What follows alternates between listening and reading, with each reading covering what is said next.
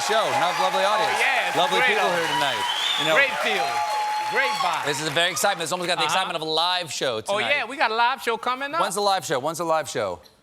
Next week? Next Thursday? Yeah. Next Thursday is the Democratic debate. Yes. Next round. We're going to be live that night from the Ed Sullivan Theater. Yeah. Be there or be square. You know who's going to be on stage? Who's going to be on stage that night at the debate? Joe Biden's going to be on that stage. Oh, my goodness. Yeah. Vice President Joe Biden. Yeah, I can't wait. He's going to be on stage. I can't wait, and I don't have to, because my guest tonight served as the 47th Vice President of these United States and is now running for the top job. Please welcome back to The Late Show, Vice President Joseph R. Biden. Oh, Joe Biden.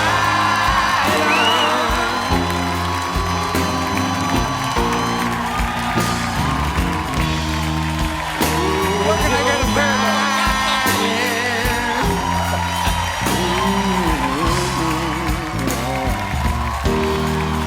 Oh, Joe Biden.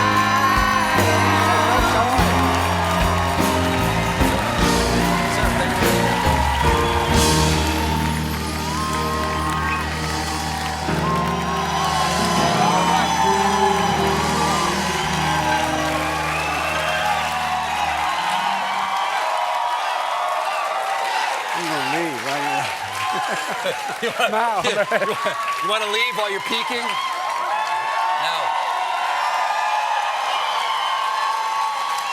Sir, welcome back. Good to be back. Nice to see you. I think this is the third or fourth time you've been on the show. Haven't talked to you in over a year. What's new? What's going? Nothing much. Things going the same. You know, we have. There's no global warming, so don't worry about any of that. And there's everything's going well. The nation is in great shape, and the rest of the world is looking at us with envy. Okay. So can I leave now? All right. Yeah, sure. Now, no. you once said to me. Uh-oh. No, it's fine. It's good. You said you want to be the most popular guy in America. Do you remember what the answer was? No. You said, announce you're not running for president. Well, that's exactly right. Okay. Yeah. Now, you have announced that you are running for president. Spoiler alert. And you're still pretty darn popular. So well, I guess they don't know me yet. I don't know. This is the third time that you're running for president. You're the front runner. What have you learned from your two previous, pardon my accuracy, unsuccessful campaigns for president? What are you doing differently this time, sir? Well, a couple things. Pointing out that, look, my dad used to have an expression. He said, Joey, don't compare me to the Almighty, compare me to the alternative. The alternative is one of the reasons. When did your dad say that? I want to know when he gave you that advice. He gave me that advice a long, look, but all kidding aside, I'm in a situation where I hadn't, you and I talked about this, one of the previous shows I was on when my son was going through some tough times and after he passed, and you said I should run, and so that's why I'm running. It's your fault. You didn't want to say that. Okay, I'll accept the blame. I'll accept the blame. No, but look. But just to follow up on that, as long as you brought that up, is that the first time I ever spoke to you, it was shortly after your son Beau had died, and you had given it serious thought, and I encouraged you to do so, and you said you can't do that unless you're 100%. When did you get to 100%? When did you know this is something that I have to do for yourself? Charlottesville, when those folks came out of the fields carrying torches with contorted faces and carrying Nazi flags and chanting the same anti-Semitic bile that was chanted in the streets of Germany in the 30s, and accompanied by the white supremacists and Ku Klux Klan, and you know, those spewing hate were met by people who were said, not in my town, and a young woman was killed. And when the president was asked about it, he said, they asked what he thought. He said, I thought there were very fine people on both sides. No president, sitting president, has ever said anything like that, making a moral equivalence between haters and those folks who were said, no, not in my town.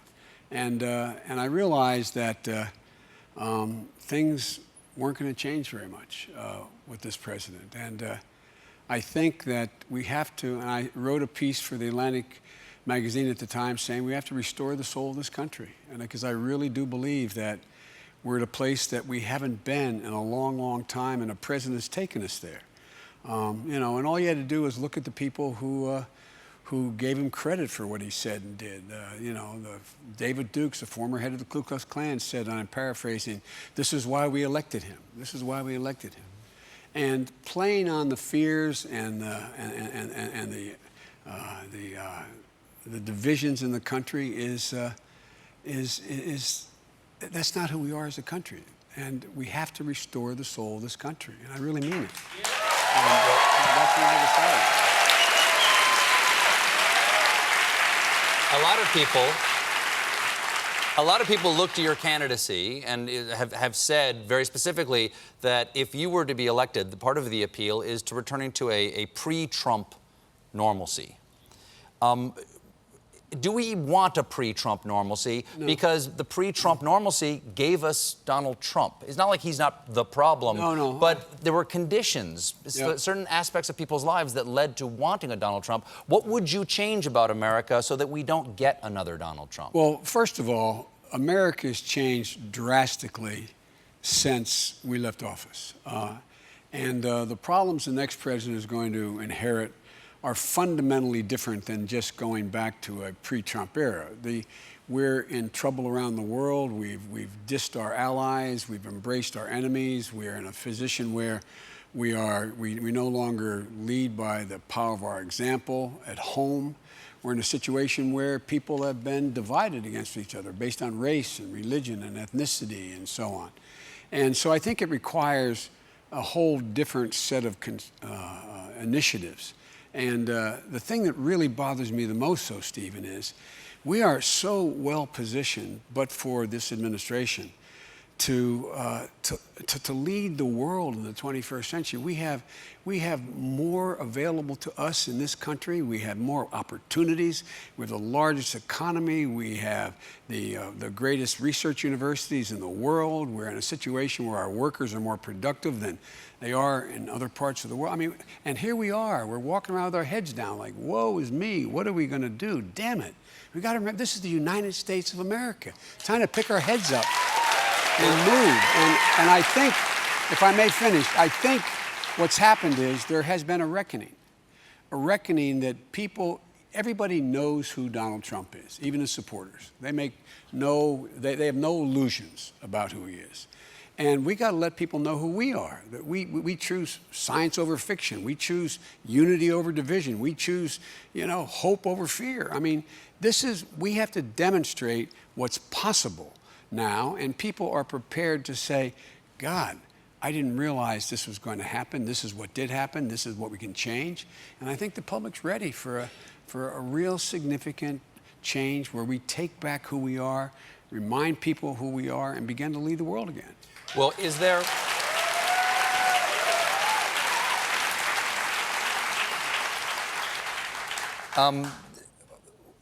why will voters necessarily care about Trump's character and values? Because he didn't come off as a choir boy before he was elected. And I think there are some voters who kind of want a jerk in office.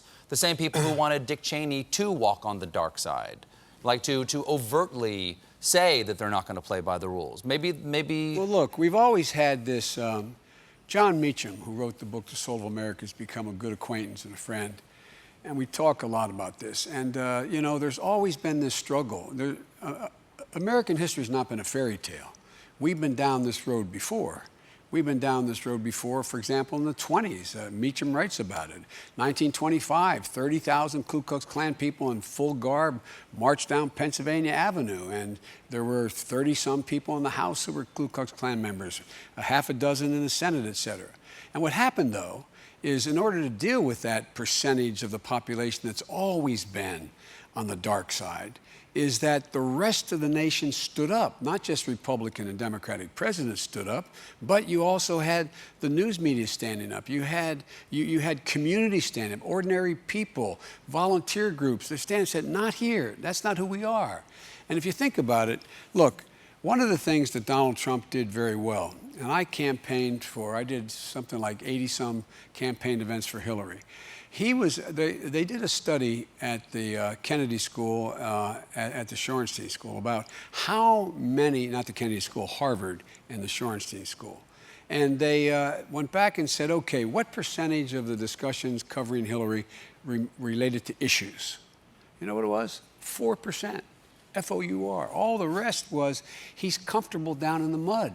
He's comfortable debating the only place he knows how to debate. So what happened? Every time they talk about the ridiculous things he said about what he could do with women, and people would say, well, that's a killer. Well, when you respond to that, then what'd they do? They went back at everything had to do with what happened with Bill Clinton or what happened with the emails or what happened, and you never got to discuss the issues. And in the process, there's a lot of people who I think feel like they're being left behind because we're in the middle of something else going on here, nothing to do with Donald Trump. We're in the middle of what other people call the fourth industrial revolution. Is there going to be middle class where, Moore's Law, the IT, the way we're walking, artificial intelligence? Look what's happened with all the retail jobs that got lost because of Amazon. Now people go to Amazon, and so all across the country, a couple 100,000 people lost their jobs. And people are worried.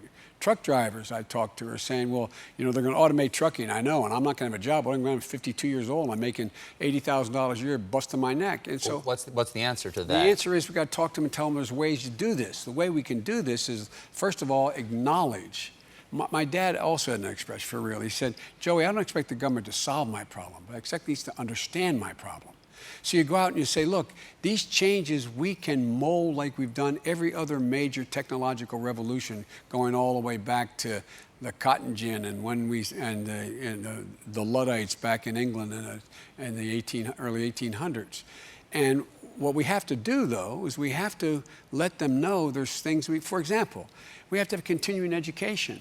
And I mean continuing education. That is when you're out of school and you've gone through high school and you've gone on a job and you end up finding out you're out of work. Well, there are 100,000 jobs out there in high-tech manufacturing that people can learn, but you need to be able to train people. So you have to be in a position where you team up with community colleges and corporations and you teach people how to run a photovoltaic machine on the floor that makes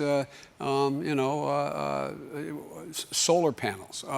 People can do these things. They have to know. And the other side of that, I'm getting too wonky here, but the point is that I think we should be, for example, we could easily do it, triple the money we spend for what they call Title I, which is at-risk school districts.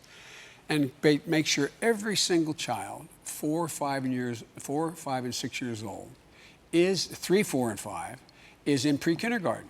Because all the data's in now. If a kid goes, no matter what their background economically, how stressed the family is, if they go through that period, they have a 50% greater chance of going all the way through to high school, beyond that, without getting in trouble. I mean, we have to invest in the things we know work. Well, how are we doing on time over there? I'm sorry. No, not at all, not at all. You're You're getting a lot of answers. I really enjoyed talking to you. But the last time I spoke to you, we went back and counted. We talked for 22 minutes. I got to ask 6 questions. So, I know, you're good at talking. So I'm just going to politely and respectfully, I'll try to keep the pace up. I'll put it on me. If I interrupt you, please don't be insulted. No, I won't. Now, let's talk about, you want to talk about issues, but a lot of people want to talk about your gaffes. You have called yourself a gaffe machine, okay? In the last few weeks, you've confused New Hampshire for Vermont, said Bobby Kennedy and MLK were assassinated in the late 70s, assured us I'm not going nuts. Follow-up question, are you going nuts? Look, the reason I came on the Jimmy Kimmel Show is because I'm not. I mean, I got it.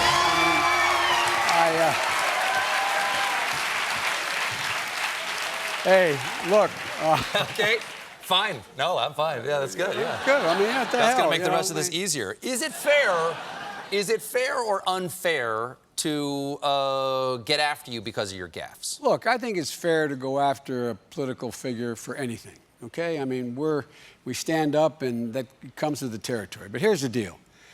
any gaffe that I have made, and I've made gaffes like every politician I know has, have been not about a substantive issue, been about other.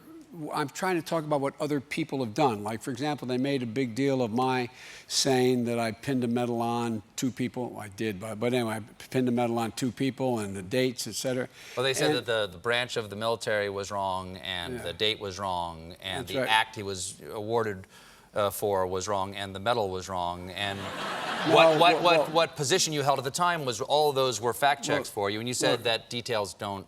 No, well, here's the deal, Details because I was not talking about me. I was praising what the valor of all these people out there that I've visited in over 20 visits in Afghanistan and Iraq, and I've watched these people and I've watched what they've done, and I was pointing out the young man who I did pin the medal on in Wardak province. He didn't want the medal because his buddy had been killed as he was being dragged out of a burning Humvee, and he said, "Don't pin that on me."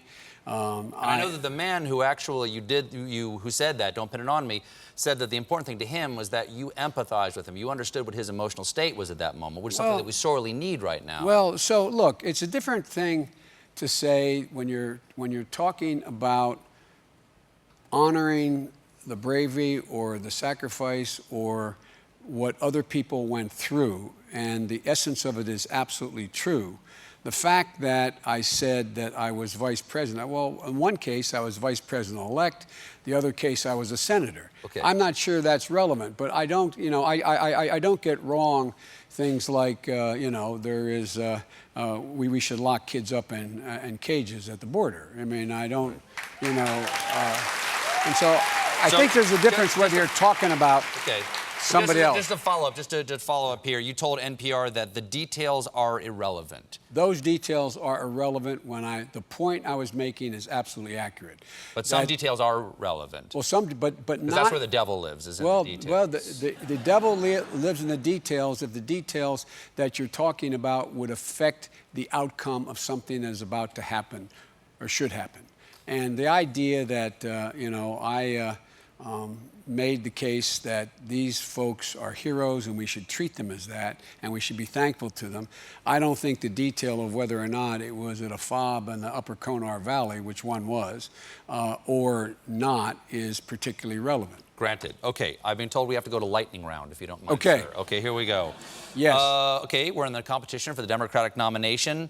What do you say to Democratic voters that you're not progressive enough?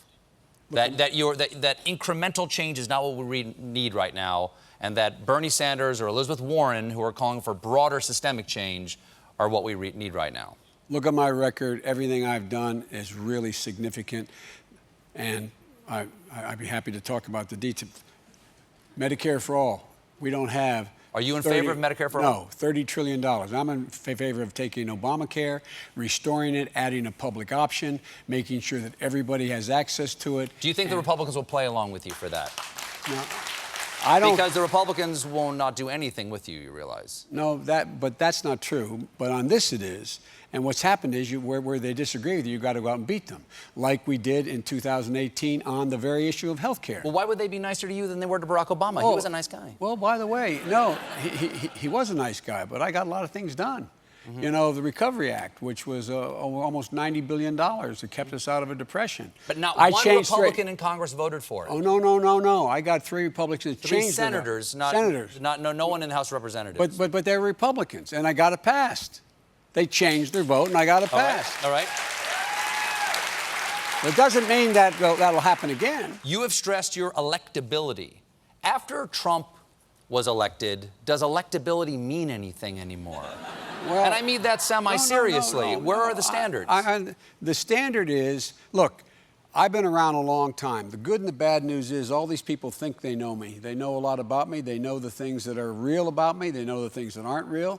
And they're not, so it's a lot harder for people to go out and make a case that I'm this or that when people know me. I've been around for all these years. And a lot of me they don't like, some of it they do like. And so the electability relates to whether or not they think I'm straightforward, whether I'm honest with them, whether I'm going into a position where I do what I say I'm going to do.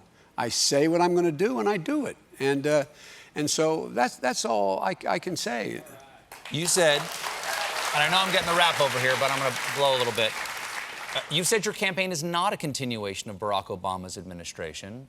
What would you differ with him on? Like, look back to 4 years ago. What did you guys shank? What should you have done differently? No, it's not. Look, he pulled us out of a god-awful recession, kept us from going into depression. Everything landed on his desk but locusts, and he got an awful lot done. And the biggest thing was not one single solitary piece of illegitimate action took place in the United States presidency. Not one. No indictments, no. But okay. But the world's changed. We need health care for all. We tried to get it done. We couldn't. Now people have figured out. Guess what? We agree. We need health care for everybody. Have you called him for advice? I talked to Barack, and When was the last time you talked to him? I guess now it's about 3-4 weeks ago. Okay. Would you appoint him to the Supreme Court? Hell. Yes. I don't think you'd do it, but He was a constitutional professor at the University of Chicago. No, I understand. He's fully qualified. Fully qualified. Have you asked Michelle Obama for advice? Only to be my vice president. I've been asking her. I'm only joking.